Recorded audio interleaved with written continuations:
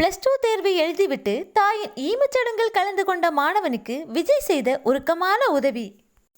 நெல்லை மாவட்டம் வள்ளியூரை சேர்ந்தவர் கிருஷ்ணமூர்த்தி. இவரது மனைவி சுபலட்சுமி. இந்த தம்பதியினருக்கு சுனில்குமார் என்ற மகனும் யுவாஷினி என்ற மகளும் இருக்கின்றனர். கிருஷ்ணமூர்த்தி கடந்த 6 வருடங்களுக்கு முன்பு இறந்த நிலையில் அவரது மனைவி சுபலட்சுமியும் உடல்நலை குறைவால் இருந்துள்ளார்.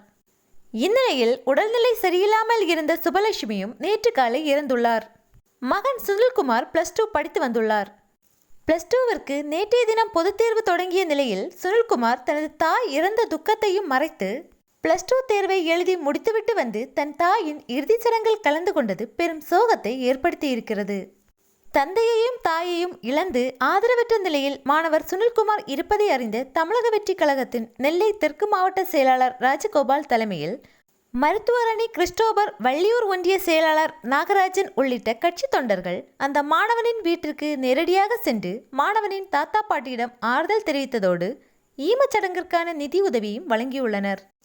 பின்னர் மாணவன் சுனில்குமாரிடம் தலைவர் விஜய், பொதுச் செயலாளர் ஆனந்த் ஆகியோரின் உத்தரவுப்படி கல்வி மற்றும் மருத்துவம் உட்பட எந்த உதவியாக இருந்தாலும் எப்போதும் தமிழக வெற்றி கழக கட்சி உங்களுக்கு உதவ தயாராக இருக்கும் என உறுதியளித்தனர். தாயும் தந்தையும் இழந்து மாணவன் சுனில்குமார் வறுமையில் இருப்பதை அறிந்த தமிழக வெற்றி கழகத்தினர் முதலாவதாக வந்து நிதி உதவியை வழங்கியிருப்பது அரசியல் வட்டாரத்தில் ஆச்சரியத்தை ஏற்படுத்தியுள்ளது. தாய் இறந்த துக்கத்தையும் மறைத்து +2 தேர்வை எழுதிய மாணவர் சுனில்குமாருக்கு தமிழக வெற்றி கழக தொண்டர்கள் நேரில் சென்று ஆறுதல் தெரிவித்ததோடு நிதி உதவியை வழங்கியிருப்பது அப்பகுதி மக்களிடையே நிகழ்ச்சியை ஏற்படுத்தியுள்ளது.